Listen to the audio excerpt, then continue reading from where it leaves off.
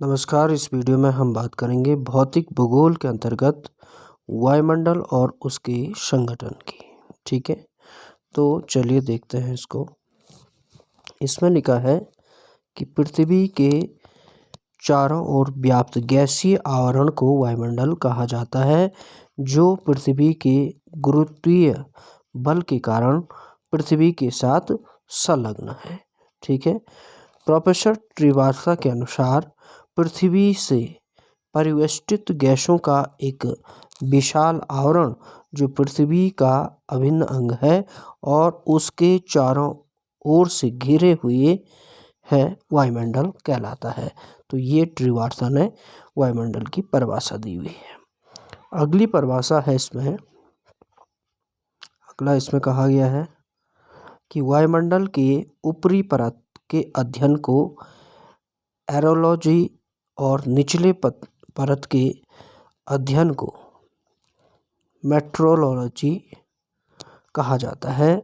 वायुमंडल 10,000 किलोमीटर तक फैला है।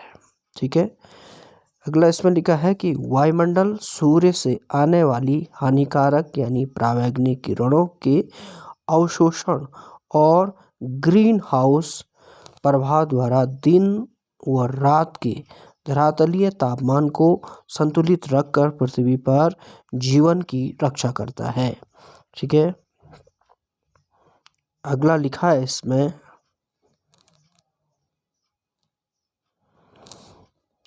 वायुमंडल अनेक गैसों के यांत्रिक सम्मिश्रण है।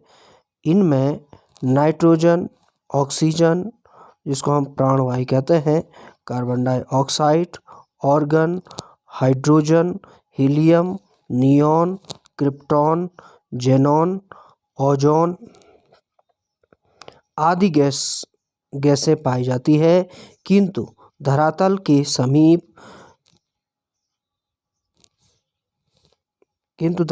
समीप की वायु में यानी 10 किमी की ऊंचाई तक ऑक्सीजन 21% और नाइट्रोजन 78% गैसें ही मुख्य है, जो है आपका धरातल के समीप पाई जाती है। ठीक है, इनमें मुख्य रूप से नाइट्रोजन और ऑक्सीजन पाई जाती है। वायुमंडल का 99% भाग इन्हीं दो गैसों से निर्मित है। वो कौन सी गैस है? ऑक्सीजन और नाइट्रोजन। शेष 1% में अन्य सभी गैसें सम्मिलित है, जिनमें जो मैंने ऊपर पढ़ा कि आपका carbon dioxide, organ, hydrogen, helium, neon, krypton, xenon, ozone, ये जो है आपका मात्र 1% से इसमें सम्मिलित है। बाकी जो 99% जो वायुमंडल में जो गैसें हैं वो ऑक्सीजन और नाइट्रोजन की है। प्रतिशतता अधिक है, जो कि सतह की 10 किमी के आसपास जो है आपको देखने को मिलती है। आगे इसमें लिखा है कि वायुमंडल का भार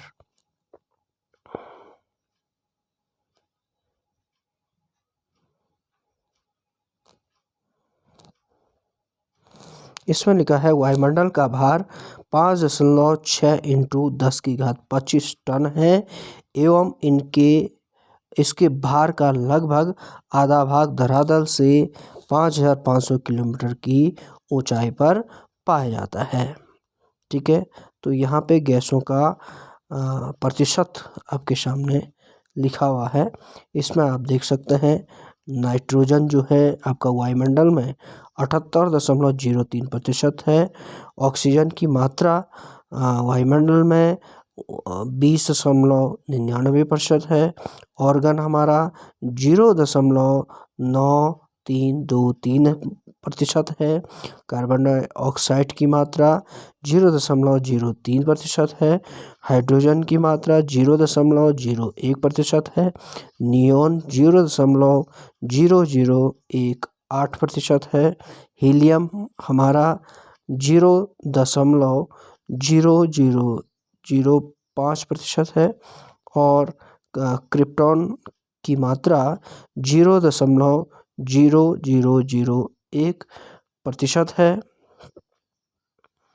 और जो जेनॉन है इसकी मात्रा जो है वायुमंडल में 0 0.000005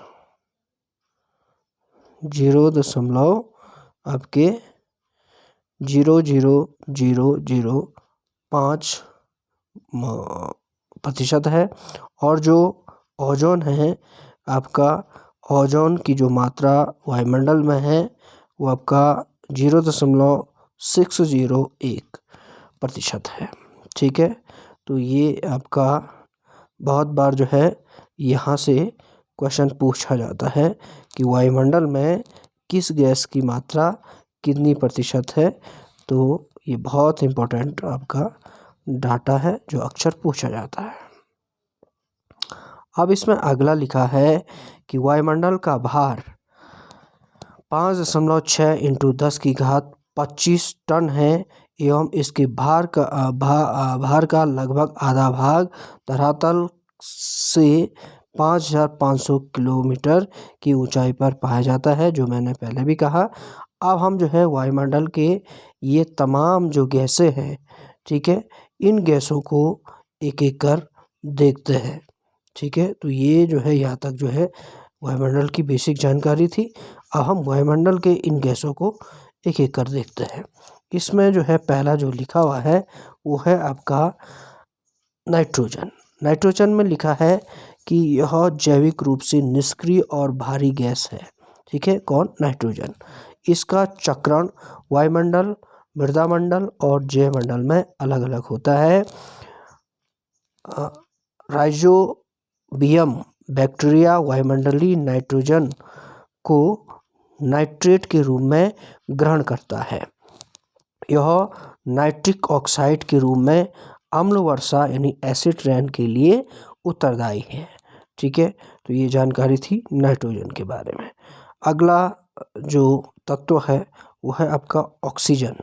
ठीक है, इसमें लिखा है यह प्राणदायिनी गैस है। इस भारी गैस का संघनन वायुमंडल के निचले भाग में है। ठीक है, अगला जो गैस है आपका कार्बन डाइऑक्साइड। ठीक है, इसमें लिखा है पौधे कार्बन डाइऑक्साइड से ग्लूकोज और कार्बोहाइड्रेट बनाते हैं। विविध कारणों से इस गैस की सांद्रता में वृद्धि के कारण ग्लोबल वार्मिंग एवं जलवायु परिवर्तन की समस्या उत्पन्न हो रही है। ठीक है, तो ये जानकारी थी कार्बन डाइऑक्साइड की। अगला जो तत्व है वो है आपका ओजोन।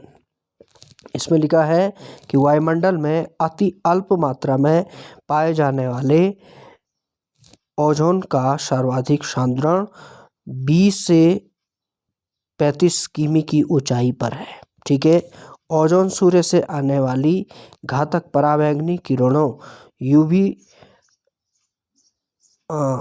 जो आपकी रेज है उनको रोकती है। वर्तमान में CFC एवं अन्य ओजोन क्षरण पदार्थों की बढ़ती मात्रा के कारण ओजोन परत का क्षरण एक गंभीर समस्या के रूप में उभरी है।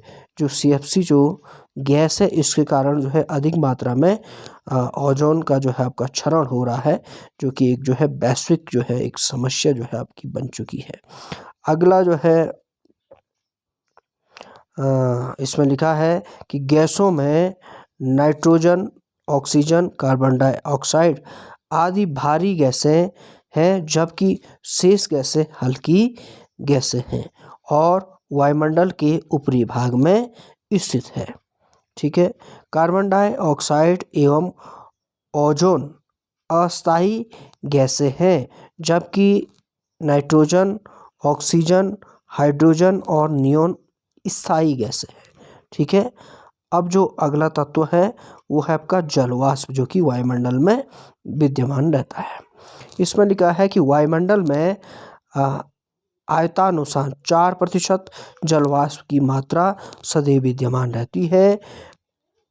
जलवाष्प की सर्वाधिक मात्रा भूमध्य रेखा के आसपास और न्यूनतम मात्रा ध्रुवों के आसपास होती है।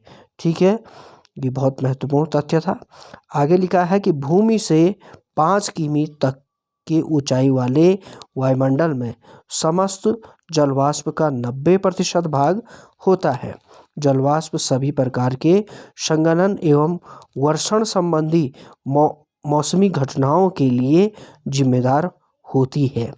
ज्ञातव्य है कि वायुमंडल में जलमंडल का 0.001% भाग सुरक्षित रहता है।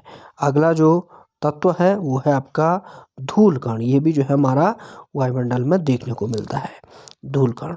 ठीक है, आपका इसमें लिखा है कि इसे एरोसोल भी कहा जाता है।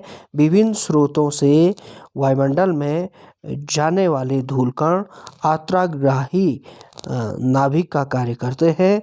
धूलकण और सौर विकिरण के परावर्तन और प्रकीर्णन द्वारा ऊष्मा अवशोषित करते हैं।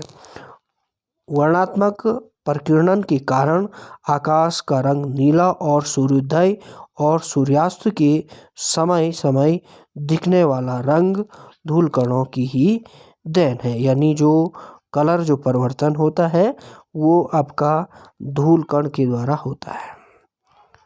जो आपका सुबह का समय और जो शाम का जो समय है आपका, उसमें जो तमाम प्रकार का जो हमको कलर दिखता है, या सुबह का समय या शाम का समय, तो ये कलर जो है धूल कणों के माध्यम से ही दिखता है, क्योंकि धूल कण पे ही प्रकाश परावर्तित होता है और हमको अलग अलग जो है रंग जो है आपके दिखाई देते हैं। ठीक है, इनके माध्यम से। आगे इसमें लिखा है कि ऊष्माकाल एवं गोधूलि की तीव्रता एवं उसकी अवधि के निर्धारण में धूलकणों की प्रमुख भूमिका होती है। धूलकण एवं धुएं के कण आर्द्रग्राही नाभिकों का भी कार्य करते हैं। धूलकणों का सर्वाधिक जमाव उपोष्ण व औद्योगिक क्षेत्रों में एवं न्यूनतम जमाव ध्रुवों के निकट पाया जाता है, क्योंकि यहाँ पे वातावरण बिल्कुल स्वच्छ रहता है। तो ये तमाम जानकारी थी आपके पृथ्वी के वायुमंडल से संबंधित, जिसमें जो है वायुमंडल को जो है परिभाषित किया गया था। ठीक है, और किन किन चीज़ों से हमारा वायुमंडल बना है उन तमाम जो है तत्वों का इसमें जिक्र था। ठीक है, जिसको हमने एक एक करके अच्छे ढंग से देखा। तो आज के लिए इतना ही। Thank you.